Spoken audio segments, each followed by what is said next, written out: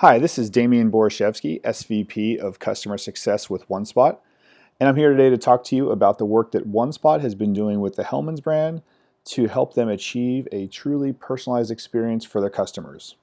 We're going to take you through some slides and some demos of the Hellmann's website and email that will hopefully resonate with you and you can think about some ideas for your brands. What unites Onespot and Unilever is a drive to deliver personal relationships.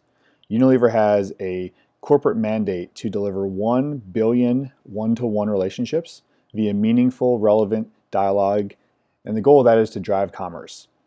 Onespot exists to deliver that same experience to our customers. We use machine learning, we track behavior and contextual data, and we deliver a personalized experience across channel to each individual as they visit a client's website or email. The key to everything we do is individualization. Individualization is the belief that for every person in the place they currently are, there is an ideal set of content to serve to them. That's going to be based on the content they've browsed in the past, the context of where they are right now, what other people around them are looking at, and all the content available in the content library. And for us, content is very broadly defined. We think of products as content, we think of recipes and articles as content as well.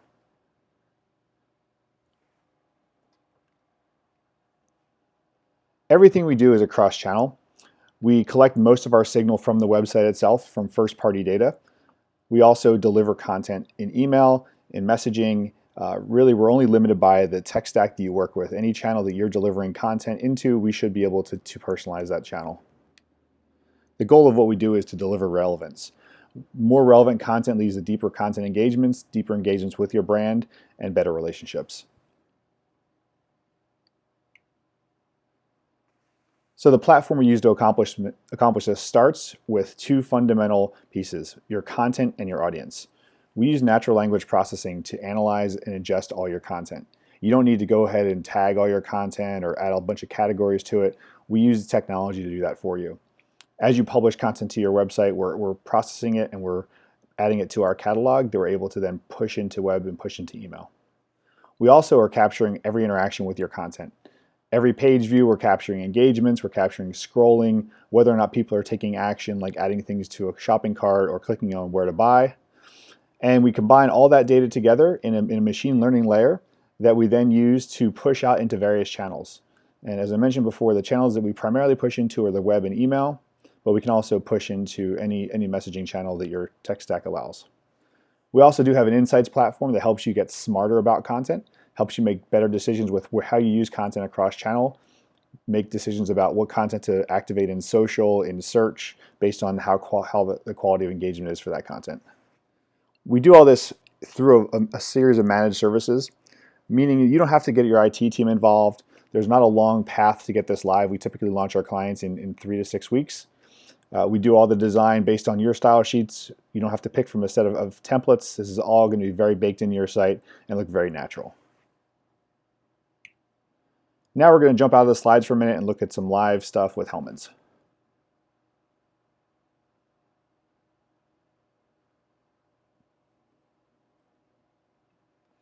First thing we're looking at here is our content browser. This is Hellmann's content. We see there's a number of recipes and products here. It's going to show by default the most popular things first, and we can also very easily come in here and search for different terms. And a lot of our clients use this tool as their primary content discovery tool.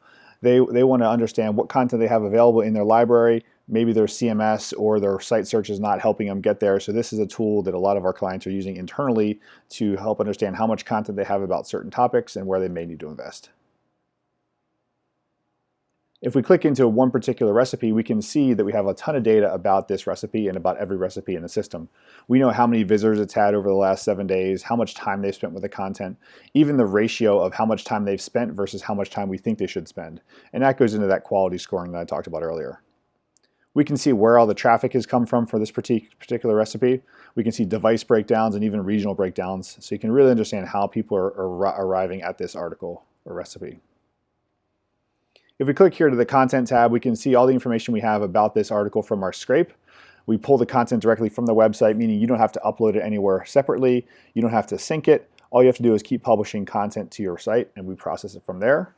We're able to extract topics using the natural language processing, and we even break down the image itself to pull topics out of the image. We have a wealth of information on this particular recipe, including prep time, nutritional information, and we can use all that as part of our decisioning and part of our display. Here in the Insights tab, we can see content clusters that we group using our machine learning algorithms. This first cluster is a behavioral cluster. Think of it as Netflix.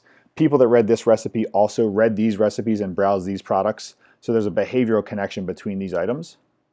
This next section here is going to show you contextually similar themes. So these are recipes that have a similar theme or topic to the recipe we're looking at here. You can see there's a lot of Parmesan crusted recipes here, different chicken recipes, Parmesan recipes, all different, but all kind of around the same topic line. We can even see where people arrived from and where they exited to when they looked at this recipe. So a ton of information here that your content team can use to help understand how people are engaging with your content. So if we jump out to the website, the Hellman site, we can see where we're inserting content throughout this site. I'm going to show a couple examples. We're inserting onto the home page and the product landing pages. We have search units where you can make your search much more dynamic on the site. Here on a recipe page for this chocolate cake, we're serving in recommended recipes. These can be based on behavioral signal, on popularity, on the context of the page. It really depends how the client wants to set it up. So we could have this be all desserts if we want to make it really contextually strong, or it can be, as you see here, pretty diverse based on the user. We also are pushing products into the page. So we're looking at all the products available. We're looking at the recipe that's currently being viewed, what this user's looked at in the past, and we're going to suggest products to them as well. When we get into the product page, we're going to recommend recipes into the product page. So here we are on just a standard mayonnaise page, and we can see there's some recipes here that we're going to recommend based on the user, based on the product they're looking at.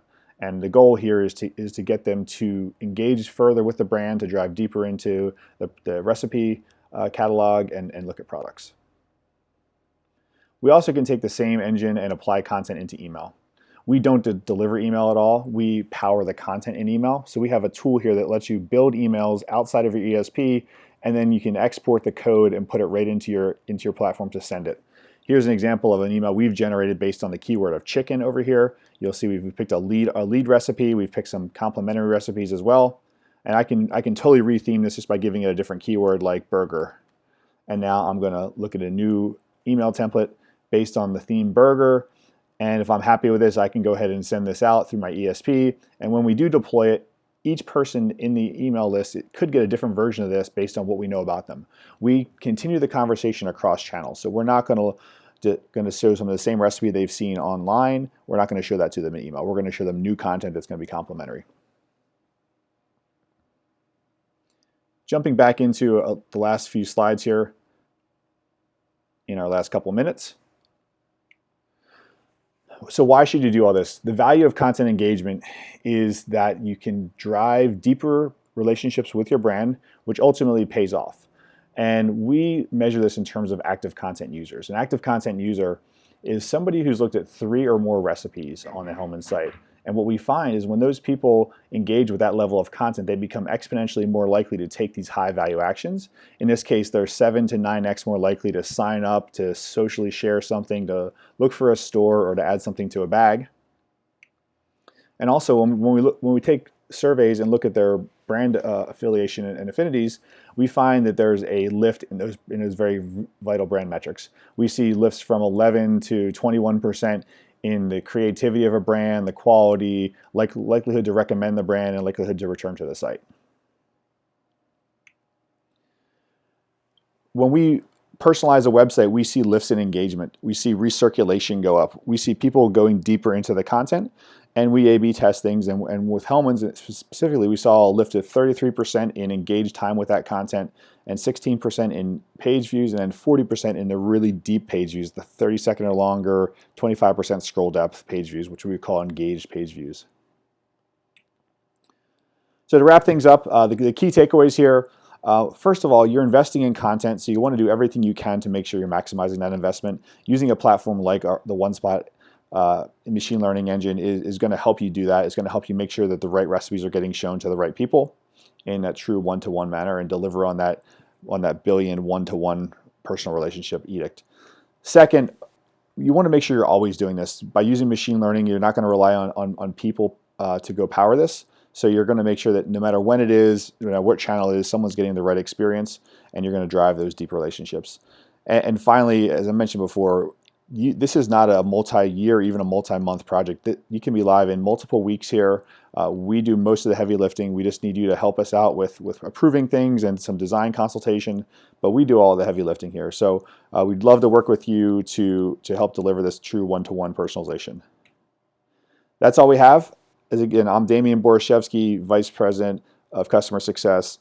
Kim Morgan is our VP of Sales on the East Coast. She is the lead for the Unilever account. Kim will be able to help you out with anything you want to find out about Onespot. Thank you for your time.